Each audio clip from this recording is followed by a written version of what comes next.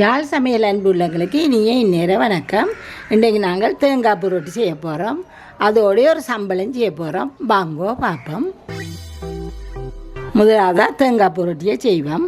இது அவிக்காத கோதம்பமா, தண்ணி, தேங்காய்ப்பூ, உப்பு.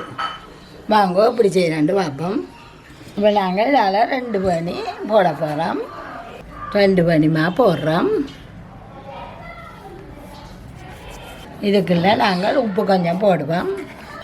இந்த மாவுக்கு அளவான உப்பை போடுவோம்.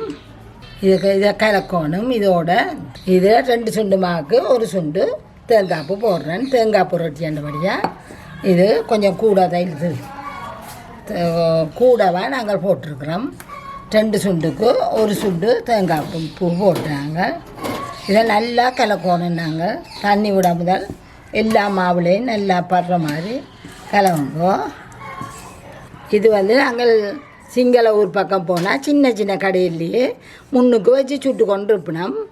பார்க்க தெரியும். போய்க்கல பாதையால் போய்க்கல பார்க்க தெரியும். இதுக்குள்ள கொஞ்சம் கொஞ்சம் தண்ணியாக விட்டு இறுக்கமாக குழைக்கணும்.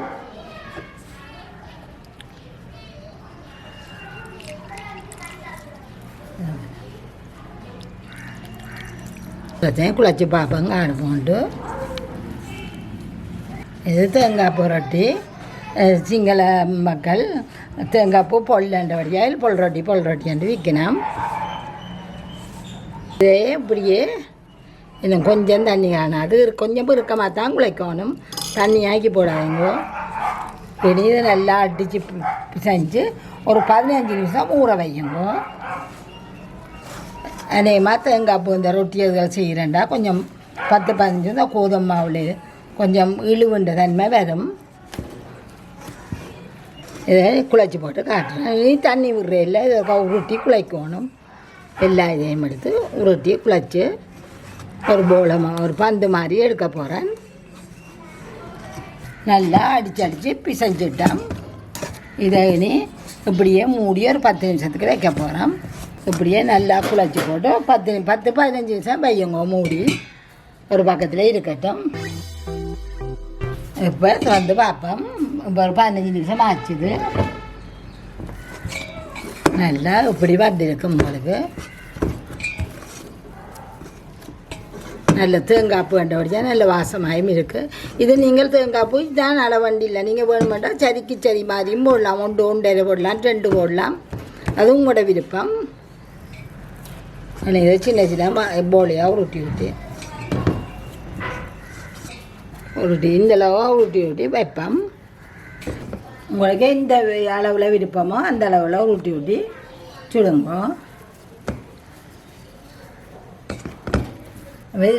பிறகுல கொஞ்சம் மாவை பிரட்டுங்க.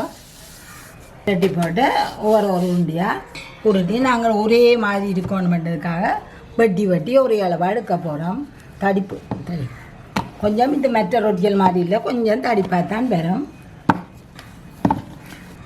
இப்படியே நாங்கள் வெட்டி எடுத்தோம்னா எல்லா ரொட்டியும் ஒரே அளவாக வரும். எல்லாத்தையும் வடிவாக தட்டி வச்சுட்டு அடுப்பாக மூட்ட போகிறோம்.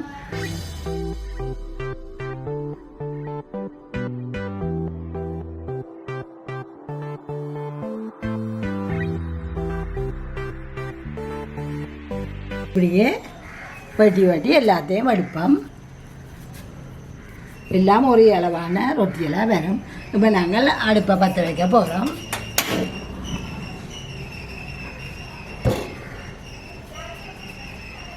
கொஞ்சம் எண்ணெயை விட்டு எண்ணெயை கொஞ்சம் பூச போகிறோம்.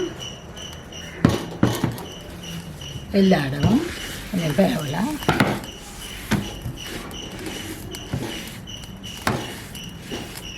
சூடு வரட்டும். ஒன்றா சுட்டெடுப்போம். இப்போ நாங்கள் ஒவ்வொரு ரொட்டியாக எடுத்து போடலாம். 2 போடையில் மட்டும் 2 போடலாம். சுடுவோம். கொஞ்சம் வெளியே நாங்கள் மெல்லிய நெருப்பில் விடணும். கொஞ்சம் மெல்லிய நெருப்பில் விட்டு சுட்டோம்னா நல்ல வடிவான நிறமும் நல்லா விஞ்சும் நல்ல வடிவாக வரும். ஒரு கொஞ்சம் வெந்தா பிறகு எண்ணெயை விடுவோம். மாறி மாறி போடணும். எண்ணெய் விட போகிறேன்.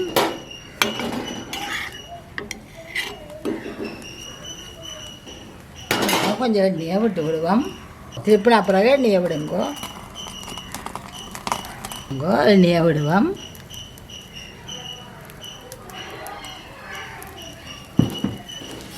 நாங்கள் சாப்பிட்ற எண்ணெயை விடுறோம்.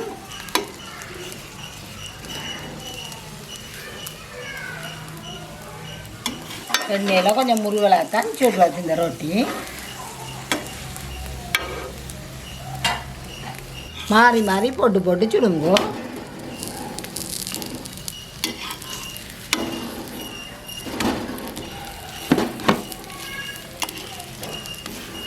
இப்படியே மாற்றி ஒரு 4-5 நேரம் மாற்றி மாற்றி போட்டுட்டேன். மாற்றி மாற்றி அந்த நெருப்பு மட்டும் மெல்லிய நெருப்பில் வைக்கும்போ. மெல்லிய நெருப்பில் வச்சிங்கன்னா தான் கருகாமல் வேகும். அதை நீங்கள் விரும்பின நிறமும் எடுக்கலாம். இப்படி கொஞ்சம் இந்த நிறத்தை விட இது கொஞ்சம் இந்த கடும் நிறமாக வரும். ஆனால் கருகாது. இறக்குவோம். இதை மற்ற பக்கத்தில் பார்த்துட்டு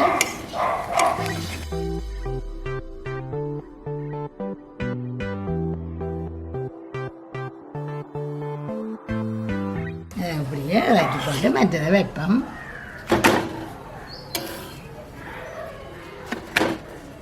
இதே மாதிரி எல்லாத்தையும் செய்யுங்கோ. இப்போ நாங்கள் மற்றதை போட போகிறோம். இது உங்களுக்கு விருப்பமான சைஸ். இங்கே எங்களோட பிள்ளை இப்படி வெட்டி வச்சுருக்குறா. விருப்பமான அளவுகளில் வெட்டுங்கோ. இதை நாங்கள் இப்படி இந்த இடைவெளிகளுக்குள்ள வைக்கலாம். இது எங்களோட மகள் ஒருத்தி வெட்டி வச்சுருக்குறா.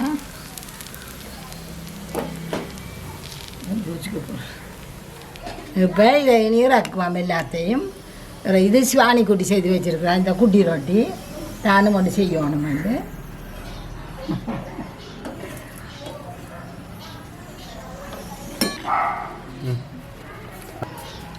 அடுத்ததான் இதுக்கு ஏற்ற ஒரு சம்பல் செய்ய போகிறோம்.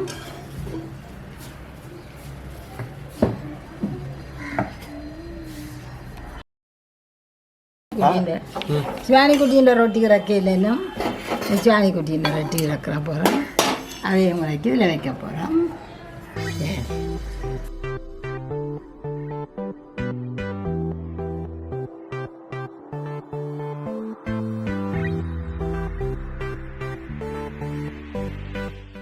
நாங்கள் இப்போ ஒரு கட்டை சம்பல் ஒன்று இடிக்க போகிறோம். வாங்குவோம். உரலில் இடிக்க போகிறோம். செத்த மிளகாய், உப்பு, தேசிக்காய், வெங்காயம் எல்லாம் கழுவி இது வெயிலில் நல்லா காய வச்சுருக்குறோம்.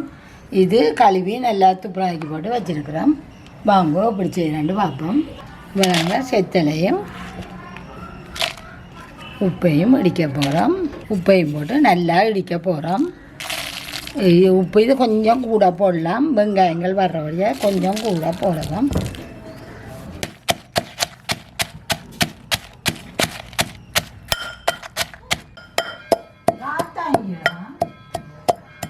அப்படியே நல்லா இன்னும் கொஞ்சம் பிடிக்கணும்.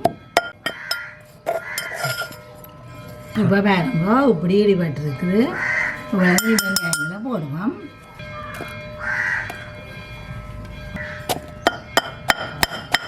இதை இப்படியே இடிக்கணும். நசிய மிச்சத்தையும் போட போகிறோம்.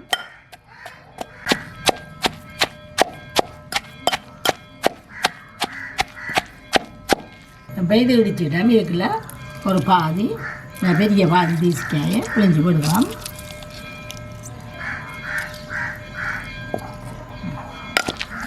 அப்படியே மெல்ல மெல்லமாக இடித்து கொஞ்சம் நல்லா கலந்து விடுவோம். இது சுசி கூட நாங்கள் கரண்டில் மிக்சியில் அடிக்கலாம்பாக்க இது கட்டை சம்பல் உரலில் அடிக்கிற சுசி கூட. இதே மாதிரி செய்யுங்க. இந்த ரொட்டிக்கும் இந்த சம்பளுக்கு நல்லா இருக்கும். இந்த கடையில் சாப்பிட்ற புள்ளியல் நல்லா இருக்குன்னு சொல்லி செய்ய வச்சவங்க.